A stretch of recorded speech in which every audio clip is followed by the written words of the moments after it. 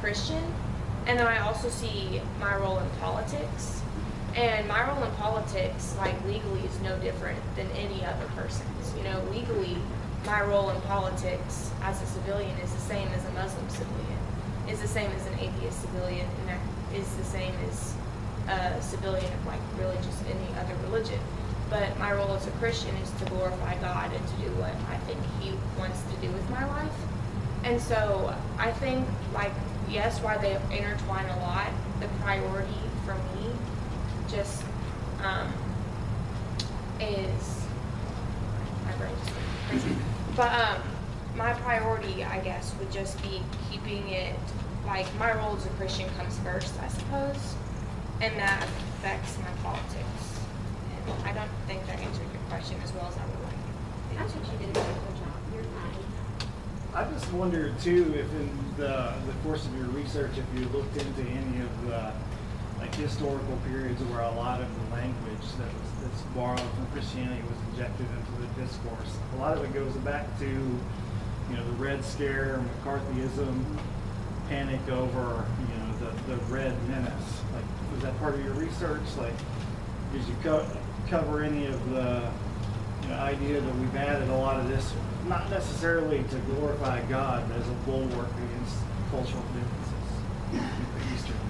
So specifically, what are you asking us for? Like, did you look into the reasons, like why we have "In God We Trust" on, why we have references to God, Pledge of Allegiance to the American flag? Is that part of your research? So I can answer this in a general sense in cultural trends. So Christianity, primarily in the 20th century, kind of simultaneously declined and then had an interesting dispersal over cultural areas in the United States. And so it kind of was a delayed effect because, you know, the 20th century was not a bright time for Christianity per se. However, it seems like a lot of those things that come with Christianity, like you said, decided or began to seep into the culture kind of in a delayed effect. However, I cannot speak very specifically on the subject. Yeah. I didn't do a ton of very specific research, but just previous knowledge. I think that they saw, especially like the Eastern nations that were kind of moving towards communism, they saw a lot of them as the enemy, and they saw that a lot of them were not Christian nations. So in order to oppose that, I think they said we're a Christian nation now. Obviously not explicitly, but I think they made that very clear, just to oppose that. Personally, do you, that's for any of you, believe that other countries see America as a Christian nation? I mean, we still have it on our dollar bills. Do you think like countries in the Middle East or countries in Africa or Europe, do they see us as a Christian nation? And if they do you think that is a good thing or a bad thing, considering how we have our hands in a lot of things in politics in other countries? Traditionally, I think other nations have viewed us as a Christian nation per se, and I think that is fundamentally a good thing because I'm a little biased because I am a Christian, but and I think that specifically that kind of role that's picking up, if you associate a connotation of Christian to a nation, should be positive. However, you know, obviously the United States track record is not entirely, you know, crystal clear. So there are some difficulties when it comes to that. One thing I found very interesting in my research,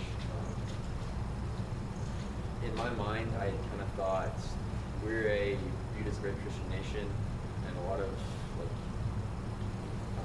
Northern European nations especially, were viewed as very kind of moving away from Christianity. But one thing we found was that like Denmark, Sweden, Switzerland, and Germany, they all have like state-sponsored churches. Iceland especially, like, they have a tax that goes straight to the church. And that's like a very Christian thing in my mind. I don't think any nation would do that. So very much to be associated. So you would support state-supported churches?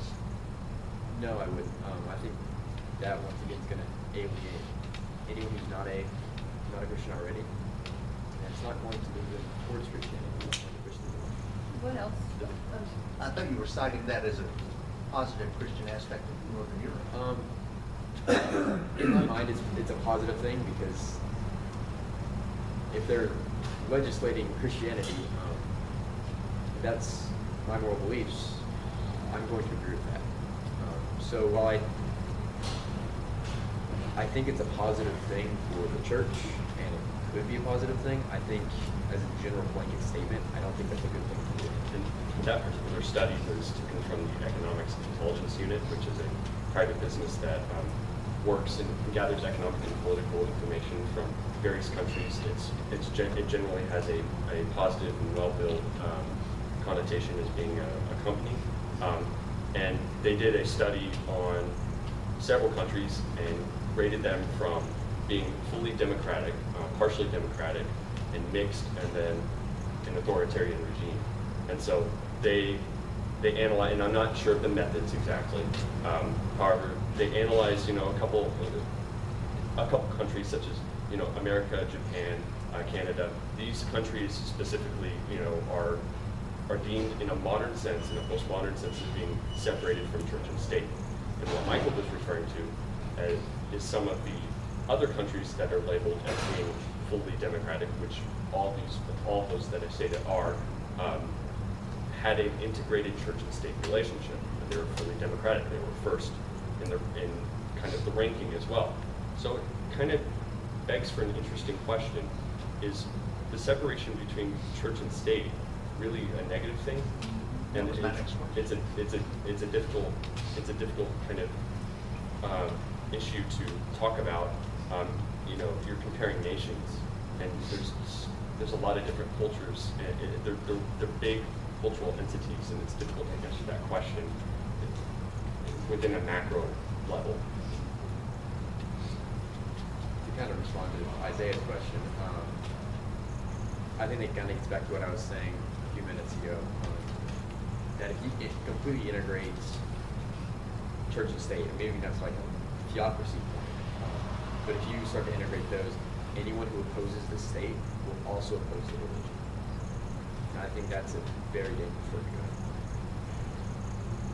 go. I've heard you say two things that I'm remembering right now. One is that you are to show your political stance by the life that you live, and that, I forgot the other one, I was off the top of my head. Here's my question for you, it's been a long day. As you go out into the world as a Christian with your beliefs, and you are exhibiting your politics through your life, and you're going out into an increasingly pluralistic and more diverse world, realizing that you're going to isolate a lot of people who are of different faiths because they will not accept your faith.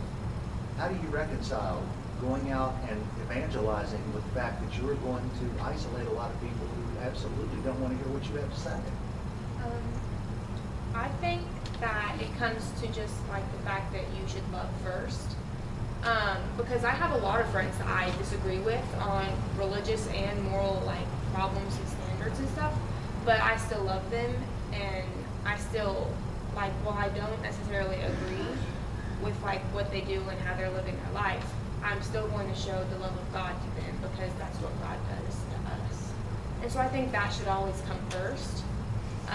So as I go into the world, I know that's something that I'm trying to be very cautious and intentional about. It's just, even though, because I'm going to UK and it's very broad, I'll say.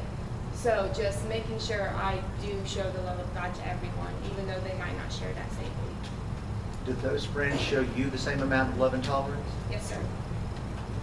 I think in addition to add on that, I think one of the antidotes to an increasingly pluralistic and multicultural society is sitting down with the people that you disagree with fundamentally and having dialogue. Not debates, not arguments, but having dialogue, calm conversation, calm rational conversation about each of your beliefs, and then taking it from there, trying to understand each other and gain a new perspective. I think that's part of it, without sacrificing your own moral views. Do you feel like that's something that's easy for your generation to do? Absolutely not. Why not? Because people... I agree with you completely. I'm just curious why not. People become increasingly... our society's pretty polarized, and the difficulties of having dialogue and calm conversation is that people want to know they're right. in a society that's more objectively narcissistic and desiring to be correct, we all want to be correct. And then we all get insecure about what we fundamentally believe if we do not look past and analyze ourselves and have introspection. And I think what in our society, what we're seriously lacking in our generation is that introspection and necessary reflection on what we really believe and what's to be true and what's to be false.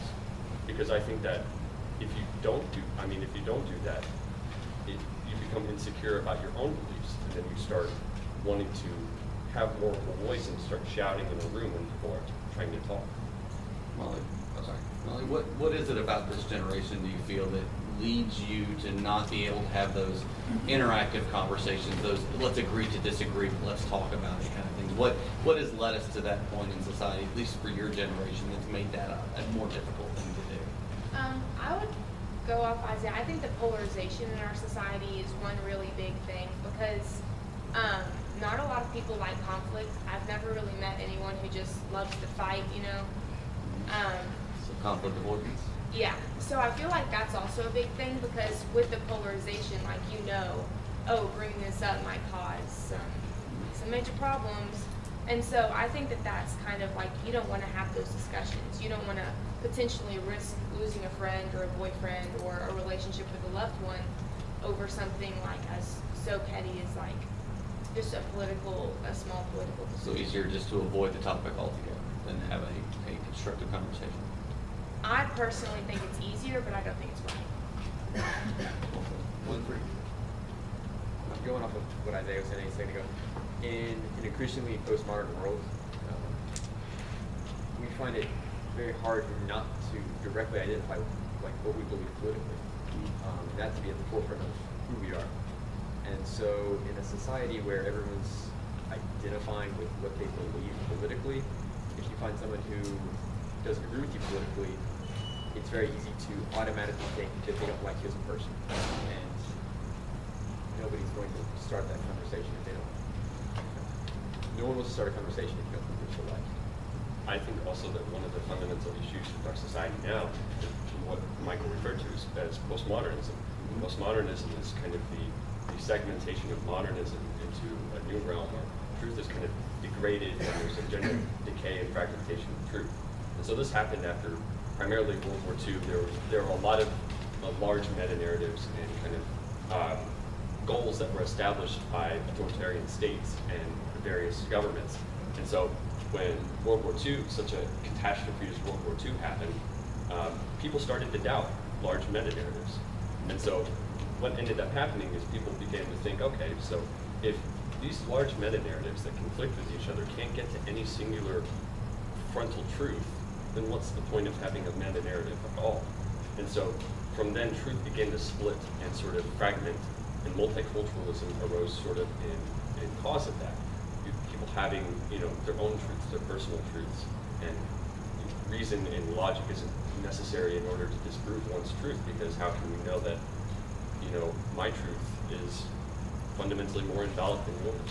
And so I think that kind of affects our culture right now, and it makes it difficult to really have that dialogue because people aren't going to accept what they deem your personal truth as. Also, I was going to say, I'm going to flip directions here because I think y'all are running short on time. I work in politics, and as you all know, it's driven a lot by big money. I have to raise a lot of money every year for our candidates and for the party that I represent to be able to run. And we count on doing 30-second snippets to get messages out. Now with your generation, it's digital. We have to do things in quick, where you see it when you're online and try to learn about a candidate in 30 seconds. Based on the research you've done on your project, will you all, as hopefully soon-to-be or already registered voters, do you believe that what you have done with your research has helped you become better prepared to research who you're voting for and how you'll be voting in the future? I think, based on what I had found during my research, legislating morality might not be that bad of a thing. And so, based on that, I'm definitely going to find candidates that I think are going to attempt to legislate similar things to what I believe. I agree with what Michael said. I started off really confused, and I'm still kind of confused just on the issue of that, but I know, like, on a broad scale. But I know me as, like, a person going into the voting booth, this is really helping me figure out that I would like to vote in alignment with them. Do you think it's helpful or hurtful for prominent figures within the faith to act as endorsers and apologists for politicians? I think that's helpful to the church. I think it's very harmful because if I don't like a political candidate or something unrelated to a religious belief, and I see a major religious figure endorsing them, I'm automatically going to associate them and money, just like for the original political belief, with the religious belief. So Billy Graham, I think, was the spiritual counsel to the president from Truman all the way up through Obama. Do we have a problem with the Reverend being involved in politics at that level through that many years? I would say personally no, but also because it's differing, if that makes sense. Like, each Okay. president comes in with, like, a different set of beliefs, and so I feel like Billy Graham isn't endorsing, like, one single person.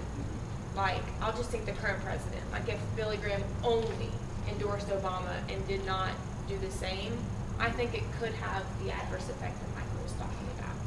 But I think since it was on, like, a larger scale, it doesn't have to. So gentlemen, Billy Graham, spiritual As a guidance to the presidents, Truman, to Obama? Yeah, so fundamentally, I think that that's not necessarily a bad thing, because a spiritual advisor is not a political advisor. If you're a spiritual advisor, that's a different issue. It's a moral issue, it's a spiritual issue, it's not necessarily a political issue. And so I think that it has little to do with, well, it's somewhat correlated, however, but I think that spiritual and a moral issue is not necessarily a political issue. So I think it's fine. I think he was in a situation where he was being a prominent figure.